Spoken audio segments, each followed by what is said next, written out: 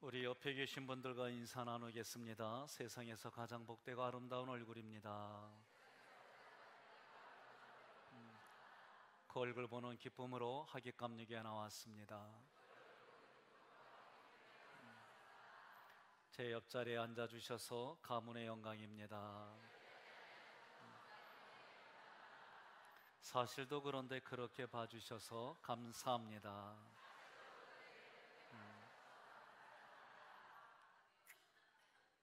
익숙하지 않으면 사람들은 불편해합니다. 또 사람들은 익숙한 것이 옳다고 말을 합니다. 그것이 사실이 아닌데도 불구하고 사실이라고 말하고 그렇게 살아갑니다. 저도 단순 반복 지속, 단반지라는 단어를 제가 만들어내서 쓰고 저도 매주마다 이렇게 인사하려면 뻘쭘해요. 그래도 우리가 생각과 감정이 바뀌려면 단순하게 반복적으로 지속적이게 하지 않으면 바뀌지 않습니다. 제가 안양에서 목회를 할 때 안양역에 가끔 전철을 타러 나갑니다. 때론 일이 있어서 안양역에 가면 색소폰을 들고 한 20명 정도가 천막을 치고 그리고 교회 이름을 걸고 색소폰 연주를 해요. 그러면 듣던 음악이기 때문에 반갑기도 하고, 또 저는 목회자다 보니까 우리 교회는 언제 저렇게 하나, 그래서 저도 색소폰 악기가 있어요. 그런데 하나님이 그 마음을 어떻게 보셨는지 하객교회로 옮겨주셨어요. 그래서 저는 우리 색소폰 하시는 분들이 교회 앞에서나 또는 여기나 공적으로 허락을 받고 하나님의 말씀을 음율로 그렇게 보내다 보면 때로는 인생에 방황하는 분들이, 어렵고 힘들어하는 분들이 이러한 음악 속에 희망을 얻고 이러한 음악 속에 하나님께로 돌이키는 일들이 일어날 줄로 믿습니다. 오늘 비가 오면도 불구하고 그린마켓으로 예배 드리고 하나님께 영광 돌리고, 그리고 또 각자의 선교에서 애써주시는 우리 여성교회분들 보면 마음이 짠하기도 하고, 또 이런 날은, 비 오는 날은 뭘 드셔요? 부침개 드십니다. 우리 동네에서는 어른들 보니까 부침개에 감주도 드시고 그래요. 옆에 분에 그래요. 내가 쏠게. 오늘 종려주일입니다. 종려주일은 이스라엘 백성들이 왕으로 입성하시는 예수님을 환영하는 거예요. 종려나무 가지를 꺾고 호산나 호산나 다윗의 왕이요, 그러면서 예수님을 그렇게 아주 극렬하게 환영하는 주일이 종려주일입니다. 그러나 이스라엘 백성들은 왜 환영했느냐? 기적을 봤어요. 능력을 봤어요. 그러니 로마의 압제로부터 나라를 해방시켜 줄 뿐이고 우리의 먹고 사는 문제를 해결해 주실 왕이다. 그래서 예수님을 아주 격하게 환영했습니다. 그러나 예수님은 그들의 욕구대로 왕으로 오신 게 아니에요. 죽으러 오셨어요. 죽으러 오셨다고 제자들에게 말해도 제자들이 알아듣지 못하고 오히려 죽으시면 안 됩니다 라고 반응을 보여요. 제자들도 이스라엘 백성들처럼 예수님이 왕이 되시면 나는 한 자리 할 거야. 야, 너는 나보다 헌신도가 떨어져. 그러니까 너는 내무부 장관에, 나는 총리 할 거야. 너는 힘 잘 쓰니까 국방부 장관에. 자기의 허락 없이 형제들이 지돌이 예수님, 자기들의 엄마를 모시고 예수님께 와서 한 자리 달라고 그러니까 다른 제자들이 내 자리인데 감히 네가, 이런 모습을 보여준 것이 제자들의 모습입니다. 오늘 종려주일에 저는 부활주일이 어떤 의미인지, 부활주일을 어떻게 준비해야 되는지, 부활절에 드리는 예물은 어떤 수준으로 해야 되는지 이 말씀을 준비했습니다. 왜냐하면 어떤 한 분이, 목사님, 부활주일을 어떻게 준비해야 됩니까? 예물은 얼마를 드려야 되겠습니까? 제가 바로 말씀을 못 드렸어요. 고민 좀 합시다. 그리고 주일에 오늘 제가 그 말씀을 준비해서 부활주일을 준비하는 겁니다. 우리 기독교에 있어서 성탄절과 부활주일은 매우 중요합니다. 우리의 선조들은 이 절기들을 어떻게 준비하고 하나님께 드렸을까? 그래서 돌아오는 주일에 부활절 예배는 우리는 어떻게 준비하며 예물을 어떤 수준으로 준비하고 지금을 살아가는 나는 이 부활절을 어떤 의미로 받아들여서 하나님 앞에 드려야 할까? 이런 생각으로 이러한 내용으로 말씀을 준비했습니다. 오늘 말씀을 먼저 전하기 전에 말씀 들으시고 시험에 들지 않기를 주님의 이름으로 권면합니다. 아멘 안 하신 분은 시험 들겠다는 얘기죠. 여러분, 하나님께 절기 때마다 드려진 그 내용들을 살펴보면 족장하고 그리고 제사장은 소를 잡아서 하나님께 드렸어요. 중산층들은 양과 염소를 드렸어요. 어려운 분들은 비둘기를 제물로 드렸어요. 아주 극빈한 자, 하루에 한 끼 먹기도 힘든 사람들은 곡식을 가루로 나서 하나님께 드렸습니다. 누구도 빈손으로 드리지 않았습니다. 믿음의 사이즈가 다릅니다. 많은 분들에게 여러분 믿음의 사이즈가 소, 양, 염소, 비둘기, 곡식이 있는데 어떤 믿음의 사이즈를 원하십니까? 저도 질문하는 거예요. 어떤 사이즈를 원하십니까? 대신 대답하시오. 소 사이즈랍니다. 앞에 예물의 그 크기를 얘기 안 하고 뭐 어떤 사이즈로 원하실까 하면 대개가 이구동성으로 소요 그래요. 안 그래요? 그래요. 그런데 이게 내가 뭔가를 내야 될 것 같아 계산을 하면 일단 침묵으로. 자, 여러분, 소의 예물은 11조의 개념입니다. 내가 마음과 뜻과 힘을 다해서 드리는 거예요. 저도 그렇게 합니다. 제물을 드릴 때에 중요합니다. 앞으로 여러분과 제가 모세오경을 다 공부할 겁니다. 그러면 레위기를 비롯한 모세오경 속에 제물을 드릴 때에 제물을 드리는 자가 소를 끌고 오면 소를 자기가 잡았어요. 양과 염소도 자기가 잡았어요. 그러나 비둘기는 제사장이 잡아줬어요. 다릅니다. 그러므로 여러분들이 저는 앞으로 모든 부분들을 성경의 원리를 찾아서 교회의 많은 부분들을 이제 회복하고 진행하려고 그래요.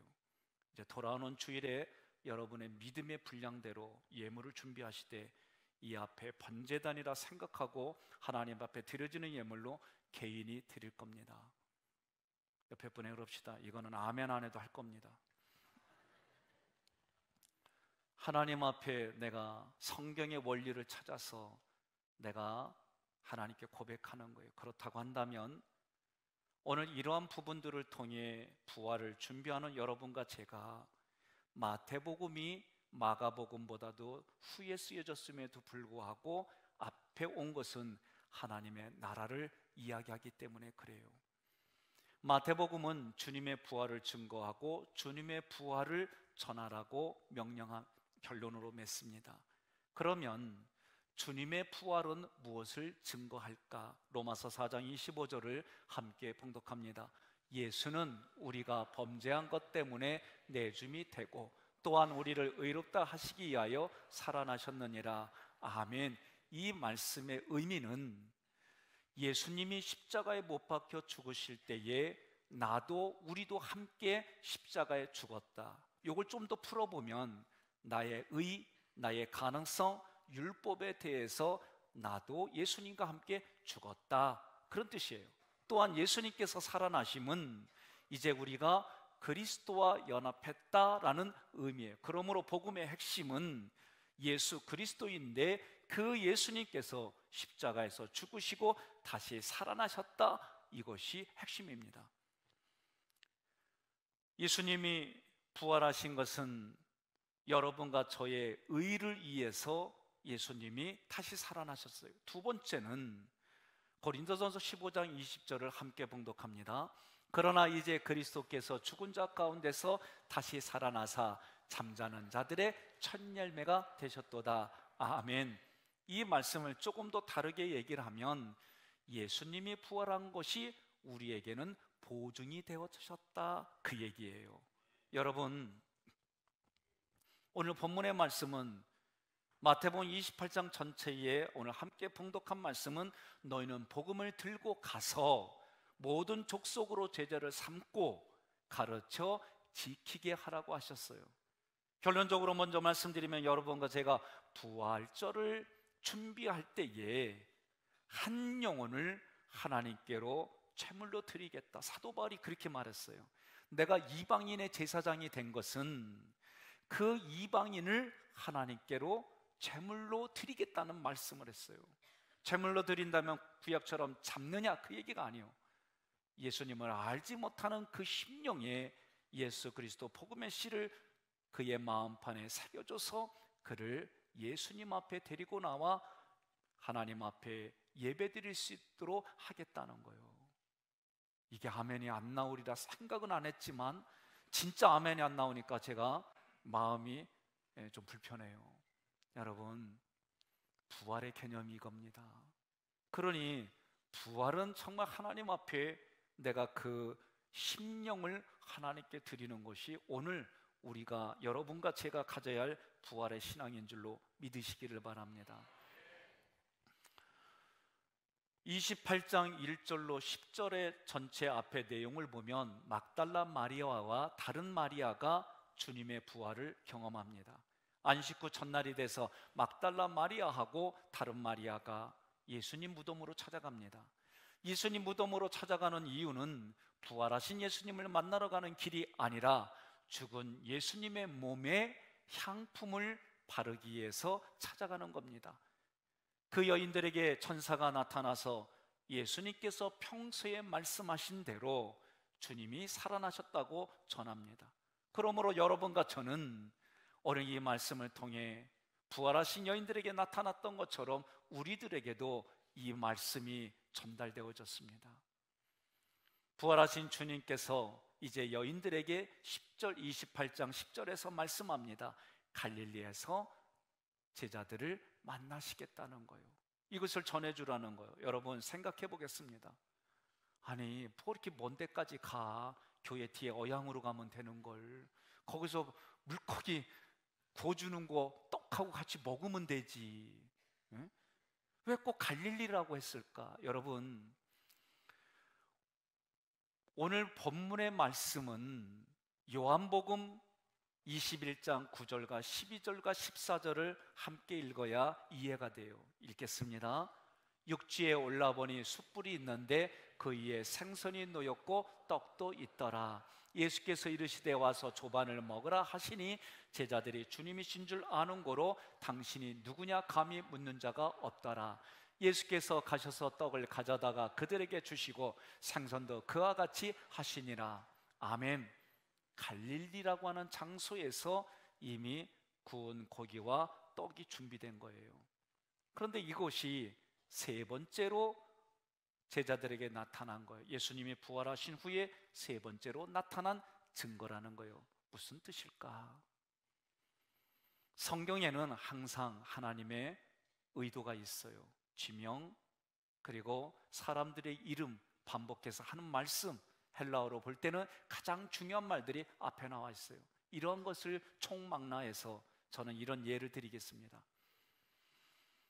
어느 집사님 댁에 갔더니 개 이름을 불러요. 복순아, 그러니까 개가 쪼르륵 와요. 이쁜 새끼예요. 강아지입니다. 좀 있다가 복돌아 부르니까 조금 더 큰 개가 쪼르륵 달려오는 거예요. 그래서 저는 이분이 평상시에 신앙생활을 잘 하시니까, 야, 복의 개념으로 미물인 강아지에게도 복자를 붙여서 복순아, 복자를 붙였구나, 그런 의도로 말씀을 드렸더니, 아이 목사님 모르는 소리 하지 마시오. 뭐요?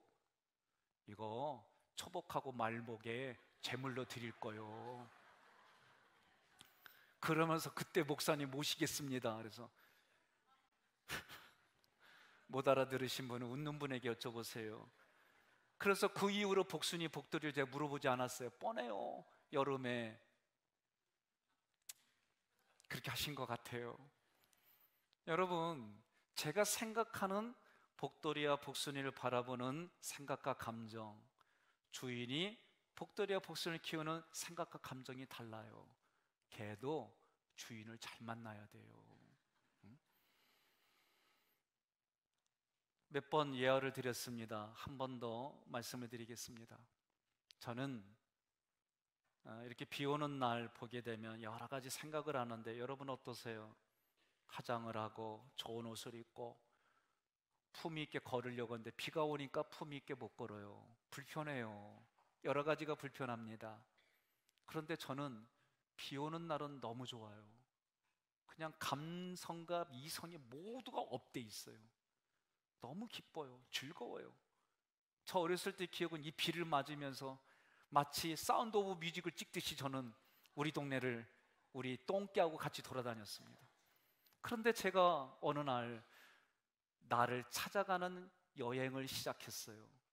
내적 치유를 하면서 내가 왜 비 오는 날을 그렇게 좋아할까? 어느 날 제 마음에 떠오르는 거예요. 우리 동네는 비 오는 날은 일을 안 해요. 저는 초등학교 때 경운기를 마스터했어요. 믿지는 않겠지만 여러분들이, 제가 60kg 이상 되는 쌀까마니를 초등학교 때 제가 졌어요. 우리 동네 어른들이 다 인정하는 거예요. 제가 그거를 기쁨으로 했느냐? 안 그리요. 빨간 공휴일 날은 일하는 날이에요. 그날 일하지 않는 방법은 두 가지밖에 없어요. 아버지 공부하러 가겠습니다. 또는 비가 오기를 하나님께 기도하는 거예요. 그러면 아침 일찍 아버지가 예약을 합니다. 오늘은 고추를 딴다. 오늘은 농약을 준다. 오늘 우리 출타니까 네가 돼지 밥을 책임져라. 그러면 그 시간에 저는 그걸 해야 돼요. 농사지면서 가장 저에게 힘든 거는 농약 주는 거예요. 아버지가 손잡이를 잡고 바람을 뒤로 등지고 하면 저는 뒤서 어깨다 메고 구추를 잡아당겼다 끌고 다니는 일이 제가 했던 거예요. 그러니 그날 비 온다 그러면은 얼마나 기쁜지 몰라요. 그리고 비 오는 날 그러면 우리 똥개가 금방 와가지고 저랑 동네를 그냥 사운드 오브 뮤직 찍으면서 다니는 거예요. 그러니 비 오는 날 저는 그렇게 좋아요. 마찬가지로 여러분과 제가 똑같은 사실을 놓고 생각과 감정이 다르다는 것을 인정해야 돼요. 오늘 밖에는 조금 춥습니다. 이 안은 어떻습니까? 따스합니까? 춥습니까? 덥습니까? 괜찮아요? 어떠세요? 괜찮아요? 그러면 그게 사실이요, 생각이요, 느낌이요? 감사합니다. 사실이라고 말해 주셔서. 사실이 아니에요. 느낌이지. 이 느낌이, 목사님은 왜 사실이 아니냐면서 옳고 그름으로 싸우는 게 생각이에요. 사실은 온도계 갖다가 딱 재면 몇 도입니다. 이게 사실이에요. 대부분 다 자기의 생각과 느낌으로 신앙생활하고 자기의 생각과 느낌으로 부부생활하고 그런 일들 속에 생각이 맞으면 오케이 땡큐 베리 머치, 생각이 안 맞으면 이판사판 공사판 그러는 거예요. 이게 오늘 우리가 살아가는 부부의 가정생활이고 학교생활이고 신앙생활이고, 이거를 우리는 너무 깊이 생각하지 않습니다. 그러니 예수님께서 갈릴리에서 제자들을 만나주시겠다는 이 말씀은 깊은 의미가 있어요. 갈릴리는 어떤 곳입니까? 예수님이 그 해변에서, 바다에서 고기 잡는 사람들을 지명해서 부르고 나를 따라오너라. 소명의 장소예요. 사람을 낚는 어부가 되게 하리라. 사명을 받은 장소예요. 그래서 제자들인 소명과 사명을 가지고 예수님을 따라갔어요. 예수님을 따라가는 가운데에서도 그들은 세상의 가치와 원칙을 가지고 예수님을 따라갔어요. 예수님 따라가면 한 자리 한다는 건 권력을 받는 거예요. 권력을 갖는다는 건 성공하는 거예요. 권력을 가지고 성공하면 부도 따라오게 돼 있어. 이러면서 예수님을 따라갔는데 그 예수님이 알아듣지 못하게 매일 십자가에서 죽으시겠다고 하니 베드로는 열받아가지고 죽으면 안 된다고 소리 지르며 못 죽게 하려고 했던 거예요. 그런데도 나는 개인적으로 베드로가 좋아요. 내 앞에서 그렇게 방패 서주고 내 앞에서 그렇게 믿음의 방패 서주는, 나는 그런 베드로가 좋아요. 좋아.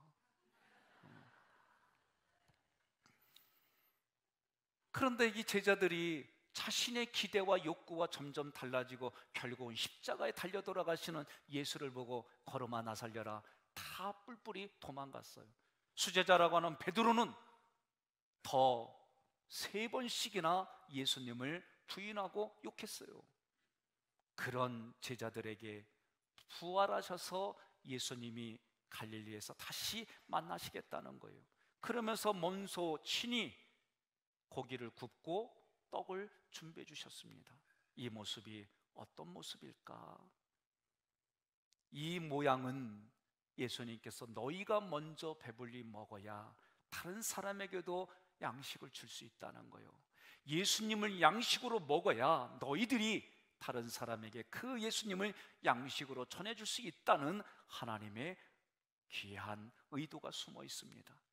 주님은 제자들에게 소명과 사명을 회복시켜 주셔서 그 갈릴리에서 다시 예루살렘과 땅끝까지 이르러 주님의 증인이 되게 하셨습니다. 이제 28장 11절부터 15절까지는 이런 모습과는 다르게 유대 종교 지도자들이 돈을 주고 예수님의 부활을 은폐하는 이야기가 나와요.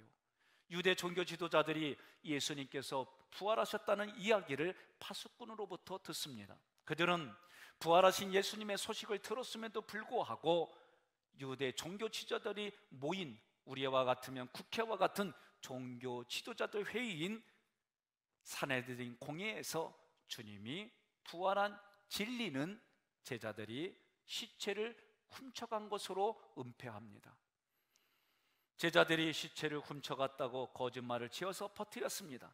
그래서 예수님은 사두개인과 종교 지도자들과 바리새인들을 향해서 한 말씀 하셨습니다. 요한복음 8장 44절 함께 봉독합니다. 너희는 너희 아비 마귀에서 났으니 너희 아비의 욕심대로 너희도 행하고자 하느니라. 그는 처음부터 살인한 자요 진리가 그 속에 없으므로 진리에 서지 못하고 거짓을 말할 때마다 제 것으로 말하나니 이는 그가 거짓말쟁이요 거짓의 아비가 되었음이라. 아멘. 여러분, 오늘날도 이 시대의 종교 지도자의 잘못된 종교 지도자들처럼 부활을 부인하는 일들이 얼마나 많은지 모릅니다. 15절에는 군병들도 돈을 받고 유대 종교 지도자들이 시킨 대로 거짓을 퍼뜨립니다. 분명 예수 그리스도가 부활한 것을 경험했습니다. 그럼에도 불구하고 돈을 받고 제자들이 시체를 훔쳐갔다고 진실을 왜곡했습니다. 가장 분명하게 예수 그리스도의 부활을 증거할 수 있는 입장이었고 처지였지만 그러나 돈 때문에 축복의 기회를 놓쳤습니다.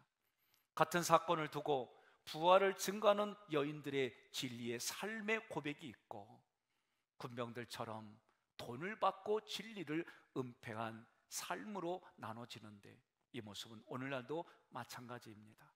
여러분과 제가 성경의 말씀대로 기록된 대로 믿는 믿음의 사람이 되기를 주님의 이름으로 축원합니다. 부활의 신앙을 소유하기를 주님의 이름으로 축원합니다. 돈을 주고 파수꾼들에게 거짓을 퍼뜨리게 한 자들을 성경은 불의로 진리를 막는 자다라고 기록했어요. 로마서 1장 18절 함께 봉독합니다. 하나님의 진노가 불의로 진리를 막는 사람들의 모든 경건하지 않음과 불의에 대하여 하늘로부터 나타나나니. 아멘. 불의로 진리를 막는 시도는 종말이 다가올수록 더 기승을 부립니다. 자기가 예수요, 자기가 성령이라고 말하는 사람이 얼마나 많은지 모릅니다. 현혹되지 않기를 바랍니다. 이제 신천지는 대놓고 거짓말을 해요. 그래서 거짓말을 하는 게 그들의 교리예요, 아예. 그래서 5년이고 10년이고 있다가 교회가 불편하고 힘든 일이라면 원망과 불평을, 비난과 비판을 얼마나 하는지 모릅니다. 우리는 죄와 짝하기 쉬운 구조를 가지고 있어요. 그럴 때마다 의도적으로 살아계신 하나님을 만나시고 살아계신 하나님께 붙잡히시기를 주님의 이름으로 축원합니다. 세상에서는 다빈치 코드, 유다 행전, 예수님의 무덤을 발견했다, 뭐 여러 가지 이야기들이 많아요. 다빈치 코드라고 하는 것은 레오나르도 다빈치가 최후의 만찬 그림을 그렸는데 이 그림을 그린 의도가 이런 거다. 그래서 그 메시지의 중심은 예수님이 십자가에서 돌아가시고 부활한 것이 아니라 마리아와 결혼해서 애 낳고 잘 먹고 잘 살았더라. 이게 다빈치 코드예요. 말이 안 되는 이야기들을 합니다. 여러분, 이렇게 하는 이유는 그 당시에 종교 지도자들, 사두개인 바리새인들처럼 오늘날에도 그런 역할을 하는 사람들이 있어요. 중요한 것은 그들이 잘못된 신학을 공부했기 때문에, 그러나 성경은 영적으로 말하기를 거짓의 아비 마귀에서 태어났기 때문이다라고 말하는 거예요. 그러니 하나님이 그 마귀의 종로로 타던 사람들을 구원해 주시기 위하여 십자가에 달려 돌아가시고 부활하신 그 모습이 오늘 여러분과 저를 의롭다라고 하시기 위해서 부활하셨다 믿으시기를 바랍니다.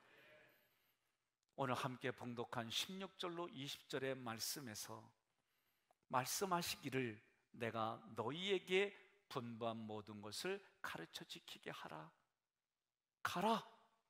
가서 모든 민족을 제자로 삼고 그들에게 성부와 성자와 성령의 이름으로 세례를 베풀고 가르쳐 지키게 하라고 말씀하신 거예요. 이게 부활의 신앙입니다. 여러분, 마태복음 28장 17절 함께 봉독하겠습니다. 예수를 배웠고 경배하나 아직도 의심하는 사람들이 있더라. 아멘. 부활하신 예수님을 보았지만 의심하는 사람이 있어요. 그 당시에도 성경에 기록됐어요. 더군다나 지금은 예수님을 보지 못했어요. 그런 건데도 성경 말씀을 믿는 여러분들이 대단한 믿음입니다. 옆에 분에게 인사하겠습니다. 부활의 신앙을 가진 분과 함께 예배드려서 감사합니다.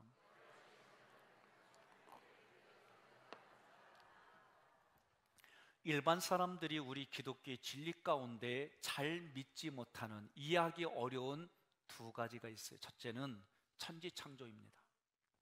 두 번째는 부활 사건이에요. 이 두 가지를 사람들이 잘 믿질 않습니다. 오늘 함께 봉독했던 마태복음 28장 17절에도 자기의 눈으로 예수님, 부활하신 예수님을 보았음에도 불구하고 의심하는 자가 있다라고 그랬어요. 여러분과 제가 아마 그 자리에 있다고 한다면 우리의 내 믿음의 분량에 따라 우리도 그런 일이 일어날 수가 있습니다. 마태복음 28장 18절로 20절 다시 한번 교독하겠습니다. 예수께서 나와 말씀하여 이르시되 하늘과 땅의 모든 권세를 내게 주셨으니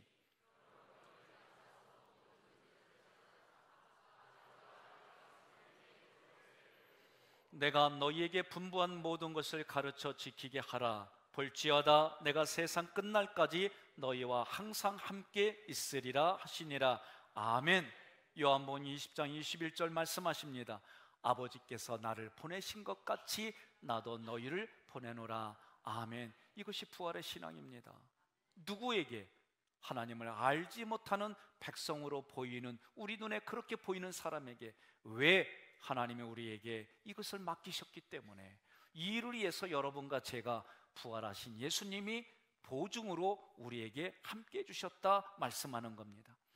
마태복음 28장 19절에 모든 민족이란 이 단어는 유대인에게만 전해졌던 복음이 이제 예수님에 의해서 성령으로 다시 오시고 그 성령으로 땅끝까지 이르러 증인이 되는 일들이 이루어졌다, 그 얘기예요.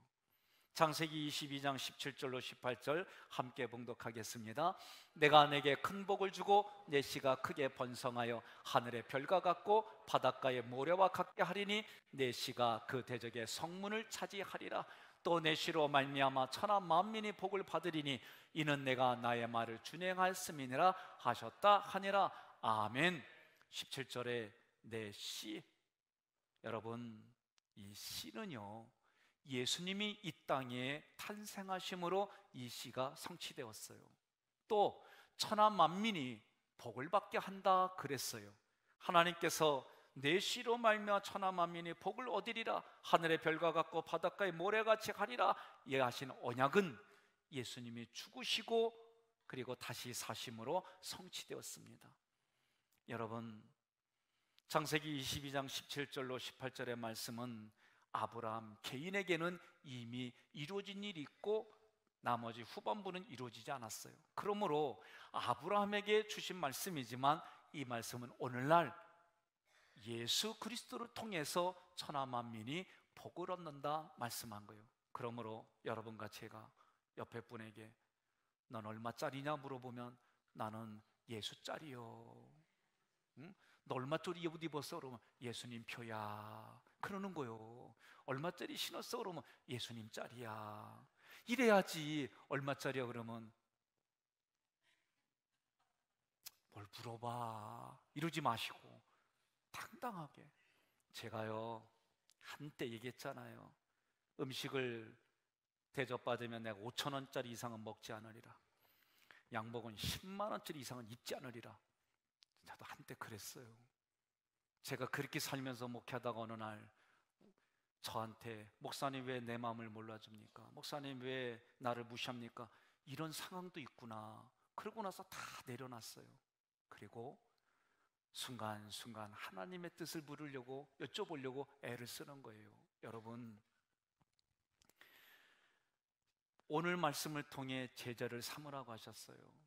제자 삼는 목적이 뭐예요? 예수님께서 우리에게 가르쳐 주신 것을 모든 민족이 그것을 배워서 지키게 하는 것이 목적이에요. 우리가 예수님을 믿지만 삶은 전혀 딴판으로 살아요. 우리는 교회는 다니지만 마치 이슬람 사람처럼 살아요. 우리는 교회의 말씀을 이야기하면서 마치 예절과 예절 교육으로만 그런 게 아닙니다. 저는 여러분들이 내가 경험한 하나님이, 여러분들이 경험한 하나님이 서로 같은 하나님이기 때문에 그 말씀이 내 삶의 실제가 되고 살아계신 하나님의 말씀을 통해 서로에게 유익이 흘러가고 그리고 나와 우리를 통해서 예수님 믿겠다고 하는 사람들이 많아지는 거예요. 그래서 돌아오는 부활주일은 어떻게 지키는 거예요? 안 오겠다 그러면은 딜을 하는 거예요. 자녀들이 예수를 잘 안 믿어요. 너 오늘 아빠하고 예배 드리면, 부활절 예배 드리면 내가 너 양복 사줄게. 아멘이 돼야지 뭐 얘기를 하죠. 제가 너 차 사고 싶어 하는데 오늘 내가 예배 드려지면 마시는 차는 사줄게. 뭐 이러면서 딜을 하는 거예요. 그냥 안 옵니다. 처음은 다 제자들처럼 마치 뭔가 내 삶에 유익이 되는 게 있어야만 사람은 와요. 그걸 무시할 수는 없어요. 그런데 정말 성경의 말씀이 깨달아지면 어린아이로부터 어른의 성장에 이르는 그 믿음의 분량을 가지기 시작하면 깨달아지게 돼 있어요. 그러니 아프리카를 가든 어려운 나라를 가면 한 손에는 빵을, 한 손에 성경을 함께 주는 이유가 거기 있는 거예요. 저는 우리 교회에 기업가들이 많이 일어나기를 바라요. 이유는 간단해요. 일할 수 없는 사람들에게 마치 7시에, 9시에, 11시에, 오후 3시에 오는 사람 일자리를 줄 수 있는 일들이 일어났으면 좋겠어요. 그리고 일한 만큼 그들이 수입을 가져가서 그 안에서 행복하게 살아갈 수 있고 또 기업주는 그 기업주 때문에 더 큰 일들을 감당할 수 있고 저는 우리 교회 자녀들 중에 의사들이 일어났으면 좋겠어요. 그래서 육신의 병만 고치는 게 아니라 마음에까지도 어루만져주고 고쳐주는 일들이 일어나기를 바라요. 저는 우리 교회 자녀들 중에 각종 곳곳에서 귀한 일들을 할 수 있는 사람들이 일어났으면 좋겠어요. 그래서 서로 합력해 선을 이룰 수 있는 일들이 우리 자녀들을 통해 일어나기를 주님의 이름으로 축원합니다. 자, 제자는 스승의 가르침을 통해서만 그들이 제자가 되는 거예요. 제자는 하루아침에 이루어지지 않습니다. 그래서 바울은 디모데에게 당부했습니다. 디모데전서 4장 16절 함께 봉독합니다. 내가 내 자신과 가르침을 살펴 이 일을 계속하라. 이것을 행함으로 내 자신과 내게 듣는 자를 구원하리라. 아멘. 계속하는 거예요. 우리 장로님들하고 함께 1월 달부터 시작해서 이제 3개월이 되어져서 출애굽기를 오늘 끝마칩니다. 우리 장로님들이 1장부터 40장까지 보지 않고 구조도도 잘 그리시고 한 강 한 강 다 강의도 하고 3개월 걸렸어요. 이제 장로님들 그 배운 걸로 끝나는 게 아니라 또 이것을 전달하세요. 그랬더니 계획하는 분도 계시고 이미 벌써 석회에서 가정에서 이 일들을 진행하는 장로님들이 계세요. 옆에 분에게 이렇게 인사하겠습니다. 목사님이 저렇게 말하는 의도는 우리도 그렇게 해야 된다는겨, 그러세요.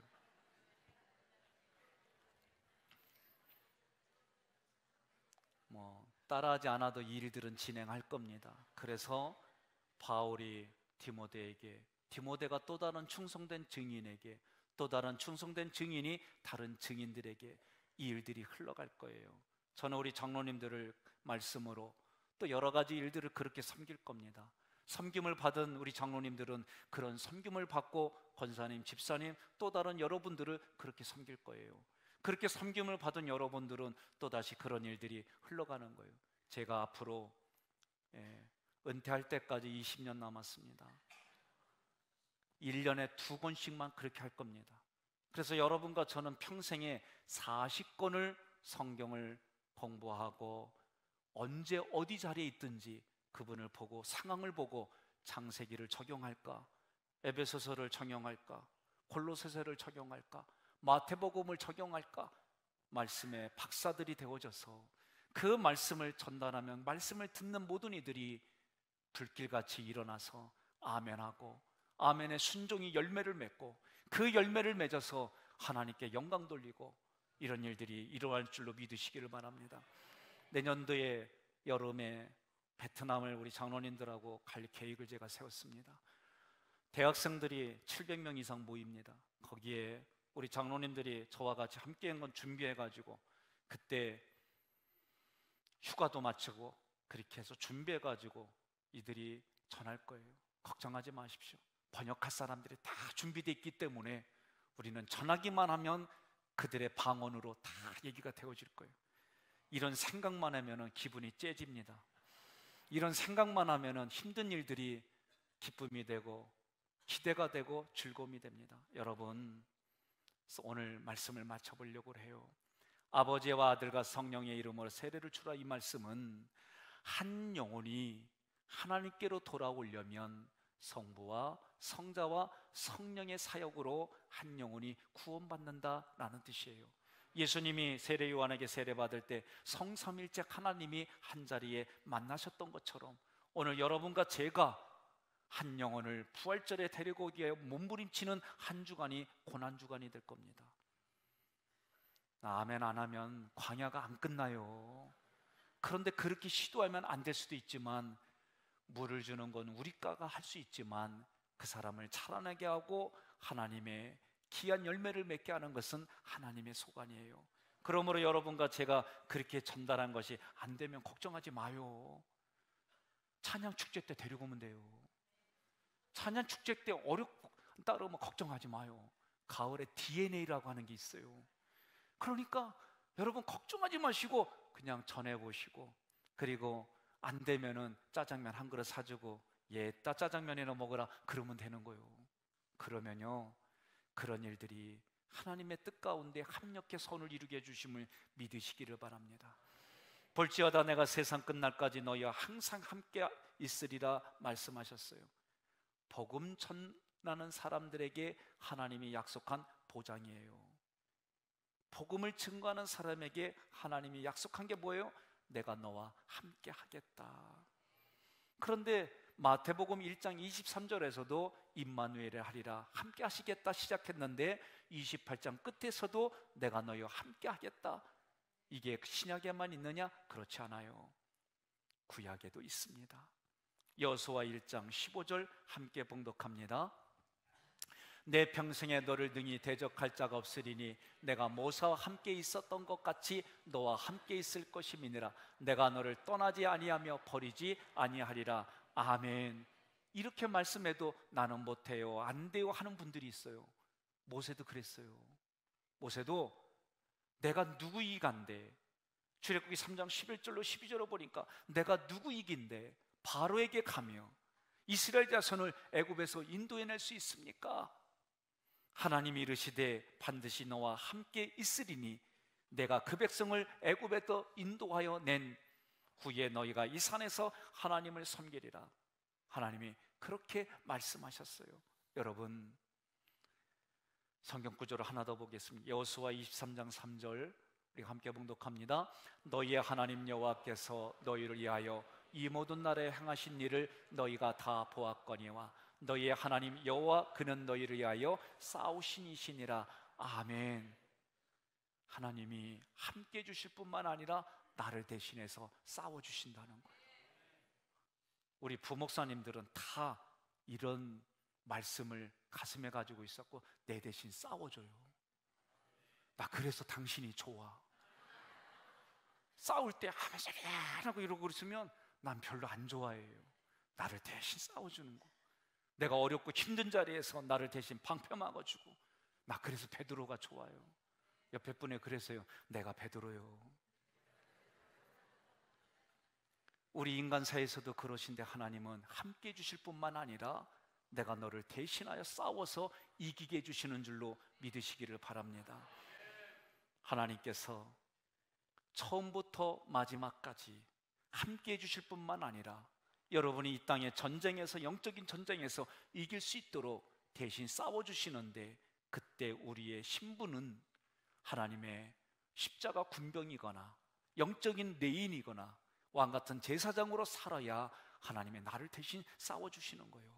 오늘 여러분들이 그런 훈련 속에 승리하시고 여러분을 통해 아름다운 소식들이 다른 사람들에게 전달될 때 그것이 선한 감동이 되어져서, 왜 나는 안 데리고 가냐고, 왜 나는 당신네 교회 안 데리고 가냐고. 나 진짜 신방하면서 이 얘기 들었어요. 왜 나는 안 데리고 가냐고. 그런 일들이 하나님 앞에서 일어나지 않기를 주님의 이름으로 축원합니다.